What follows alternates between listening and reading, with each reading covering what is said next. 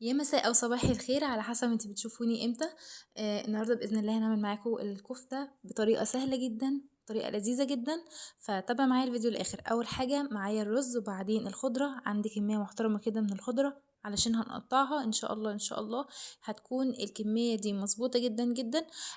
احنا بنشتريها روبات كده يا جماعه. طبعا هتقطعيها على البلانشة زي ما انا عملت كده. طيب، طبعا لو لسه ما نورتنيش باللايك لحد دلوقتي فانزلي واعملي لايك دلوقتي. طيب احنا دلوقتي عمالين نقطع في الخضرة اهو. عايزة اقولك لازم تبقى خضرة. عندنا شبت وعندنا كزبرة وعندنا بقدونس، تمام. حطيت من كل حاجة وربطة كده وقطعتها بالشكل اللي شايفينه ده. هنزل بقى الكلام ده على الرز بتاعي، تمام كده. عندي 4 بصلات حجم كده زي ما انتوا شايفينه هنقطعه. طبعا الكلام ده كله هيخش على المفرمه. لو ما عندكيش مفرمه تقدري ان انتي تفرميها بره، بس اهم حاجه تحطي البصل كويس قوي كده زي ما بعمله كده. الكميه دي برضو مناسبه معايا، ما تكتريش عن كده وما تقلليش عن كده. طيب بعد كده هضيف التوابل بتاعتنا. كمون طبعا ده اول حاجه. الكمون، ثم بابريكا، شطة، بالكميات اللي انتوا شايفينها دي. لو عايزينها حراقة اكتر من كده ممكن تزودوا شوية شطة، بس الكمية دي كويسة.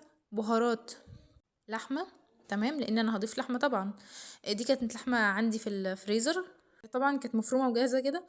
هحط معلقة كبيرة من الملح، معلقة كمان، يبقى كده معلقتين من الملح. طبعا الكلام ده هيتفرم مع بعضه.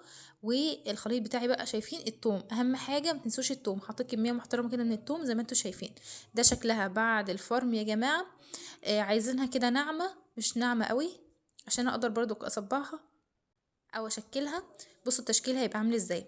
انا بمسك كده حجم مناسب وابتدي اعمل فيه كده، اضغط عليه كل الجوانب بسم الله.